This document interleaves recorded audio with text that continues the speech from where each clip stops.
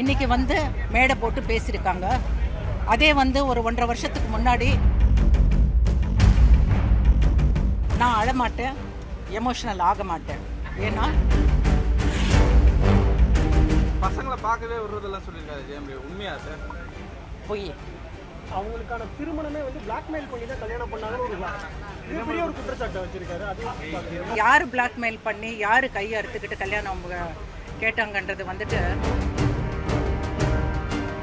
கடைசியா ஜெயம்பி அவங்களோட பசங்களை எப்போ பார்த்தாங்க? இன்னைக்கு கூட அவர் மேலே மரியாதை வச்சுருக்கோம். இது வரைக்கும் எந்த தப்பும் பேசினதில்லை. இனிமேல் வந்து அனைவருக்கும் வணக்கம். இப்போ நான் வந்து இந்த மேடையில் வந்து என்னோட பர்சனல் விஷயம் பேசுறதுக்கு இல்லை. ஏன்னா ஒரு இரங்கல் இதுக்காக வந்திருக்கேன். இங்கே வந்துட்டு என் சொந்த விஷயம் பேசுறதுக்கு வந்துட்டு இது மேடை கிடையாது.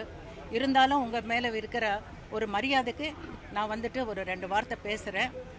ஏன்னா இன்னைக்கு காலையில் நடந்த விஷயம் வந்துட்டு ரொம்ப ரொம்ப துயரமானது. ஏன்னா இது ஏற்கனவே 1.5 வருஷத்துக்கு முன்னாடி அத்தனை அவதூறுங்களும் நீதிமன்றத்தில் இருக்கு. ஏற்கனவே நீதிமன்றத்தில் இருக்கிறது இன்னைக்கு வந்து மேடை போட்டு பேசியிருக்காங்க. அதே வந்து ஒரு 1.5 வருஷத்துக்கு முன்னாடி மறைமுகமாக நிறைய அவதூறுகள் பொய்யான வந்துட்டு விஷயங்கள்லாம் பரப்புனாங்க.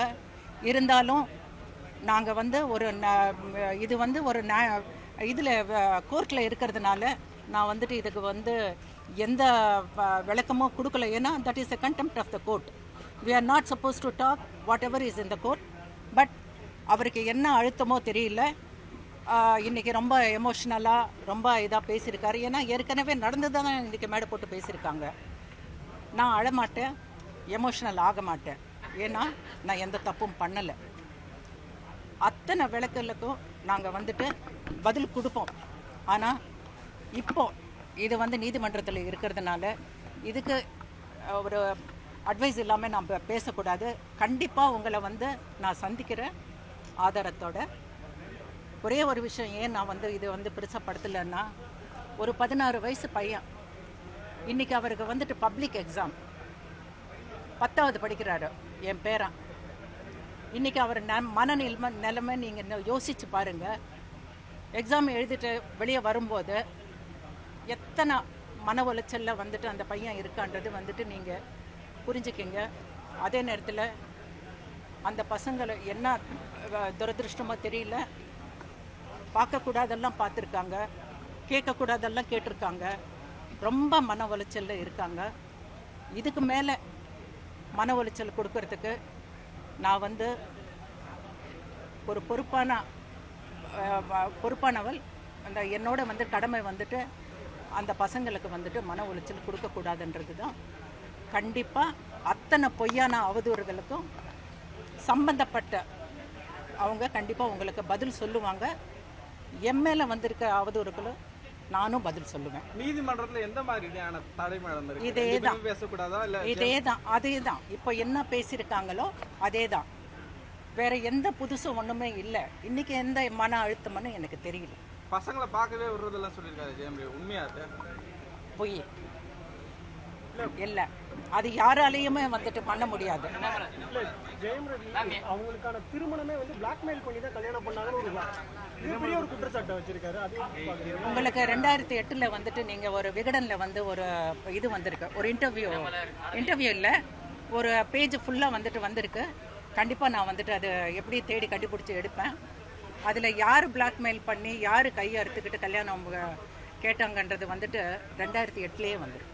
திரைப்படமே புதுசா நடிக்க மாட்டேன்னு சொல்லியிருக்காரு. அதை எப்படி பார்க்குறீங்க? அது அவரோட இஷ்டங்க.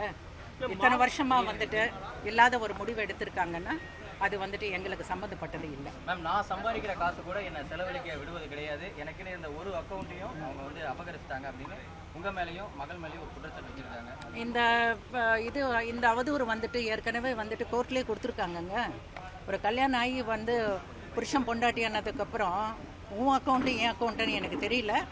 அது இப்போ மாறி இருக்கலாம். ஆனால் வந்துட்டு ஒரு குடும்பமாக இருக்கும்போது எல்லாமே ஒன்று தான். உங்களுடைய மருத்துவ செலவுக்கு கூட மாதம் 25,000 ரூபாய் பணம் கூட அவர் தான் அனுப்பிச்சி விட்டது வந்ததாக வந்து அவர் வந்து சொல்லியிருக்காரு. மகன்களுடைய 50 லட்சம் இல்லை இது என் மருத்துவத்தை வந்து நான் சொல்கிறேன். அதாவது அந்த மாதிரி ஒரு நடக்கலை. இருந்தாலும் அப்படி பண்ணால் ஒரு மாப்பிள்ளையாக வந்துட்டு அவர் கடமை அவர் செஞ்சுருக்காருன்னு தான் நினைக்கிறேன். ரெண்டாவது மகள் அவருடைய மருமகன் அவரையும் கூப்பிட்டு வச்சு இவர் வந்து தப்பிச்சு வந்துட்டாரு, இவர் வந்து டைவர்ஸ் வாங்கிட்டாரு அப்படின்ற மாதிரி சொல்லியிருக்காரு. இது எப்படி? இதை பற்றி நான் பேசினேன்னா அவருக்கு ஏற்கனவே கல்யாணம் ஆகி குழந்தையோடு இருக்கார். இன்னொரு பொண்ணு வாழ்க்கையை நான் வந்துட்டு இது பண்ணுறதா இல்லை. இந்த மன உளைச்சலான சூழலை எப்படி மேடம் பார்க்குறீங்க? ஒவ்வொருத்தவங்களும் மாற்றி மாற்றி குற்றம் சாட்டுறதா இருக்கட்டும், இந்த சூழலை இது வரைக்கும் நீங்கள் பார்த்துருக்கீங்க சார். நான் வந்துட்டு நாங்கள் வந்து ஒரு 2 வருஷமாக வந்துட்டு எதுவுமே பேசினதே இல்லை. உங்களுக்கே தெரியும்.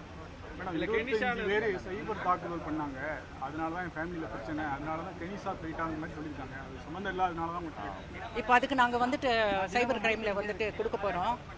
ஏன்னா அப்படியே இது வந்து பலான ஆள் கொடுக்கலன்னா அது யார் கொடுத்தாங்கன்றது நாங்கள் கண்டுபிடிப்போம். 3 எழுத்து நடிகை அப்படின்ற மாதிரி யாராவது சொல்லியிருக்கிறாங்க.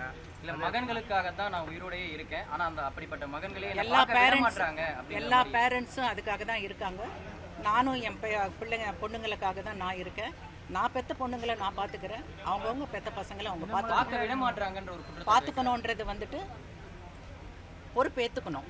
அவங்களோட வந்துட்டு வாழ்வாதாரத்தை பார்க்கணுன்றது. கடைசியா ஜெயம் ரவி அவங்களோட பசங்களை எப்போ பார்த்தாங்க? இந்த 2 வருஷத்தில் வந்து 2 வாட்டி பார்த்துருக்கேன். மேடம் நான் உயிருக்கு கூட உத்தரவாதம் கிடையாது, நான் வந்து என்னனாலும் இது பண்ணிடுவேன், ஆனால் போக முன்னால் நான் வந்து நிறைய விஷயத்த சொல்லிட்டு போக மாதிரி இன்றைக்கி ரொம்ப இதாக சொல்லிட்டாங்க சார். 2 வருஷத்துக்கு முன்னாடி வரைக்கும் எந்த பொறுப்பு இருந்தாலும் நாங்கள் ஏற்றுக்கலாம். 2 வருஷத்துக்கு இந்த ஆல்மோஸ்ட் 2 இயர்ஸ் ஆகுது. இப்போ அவர் என்ன முடிவு எடுத்திருக்காரோ என்னன்றதோ வந்துட்டு அவரோட பர்சனல். இருந்தாலும் இன்றைக்கி கூட அவர் மேலே மரியாதை வச்சுருக்கோம். இது வரைக்கும் எந்த தப்பும் பேசினதில்லை. இனிமேல் வந்துட்டு ஃப்யூச்சரில் கூட பேச மாட்டோம். தொடர்ந்து ஆர்த்தி அவங்களுக்காக வந்து குரல் கொடுத்து நிறைய நடிகைகள் பேசினாங்க. அதில் குறிப்பாக வந்து 3 எழுத்து இட்லி பேர் கொண்ட நடிகைன்னு சொல்லியிருந்தாங்க. குஷ்பு மேமும் அதுக்கு வந்து அவங்களுடைய விளக்கம் கொடுத்துருந்தாங்க. அதை பற்றி தமிழ்நாட்டில் வந்து ஒரு பொண்ணுக்கு அநியாயம் நடக்குதுன்னா எல்லா பெண்களும் வந்துட்டு சப்போர்ட் பண்ணுவாங்க. இதுதான் நம்ம தமிழ்நாடு. அப்படி இருக்கும்போது பர்டிகுலர் 2-3 பேர் வந்துட்டு சப்போர்ட் பண்ணுறாங்கன்றது வந்துட்டு அது நான் ஒத்துக்க மாட்டேன். அவங்க நீங்கள் அக்கௌண்ட்டில் போய் பார்த்தீங்கன்னா மில்லியன்ஸ் ஆஃப் பீப்புளாக இருக்காங்க. அத்தனை பேரும் அவங்களுக்கு சப்போர்ட் பண்ணுறாங்க. இதை நான் ஏன் இதுக்கு மேலே பேச மாட்டேன்னா, தயவுசெய்து இது வந்து கண்டெம்ட் ஆஃப் த கோர்ட். எங்களுக்கு வந்து சட்டத்து மேலே நம்பிக்கை இருக்குது.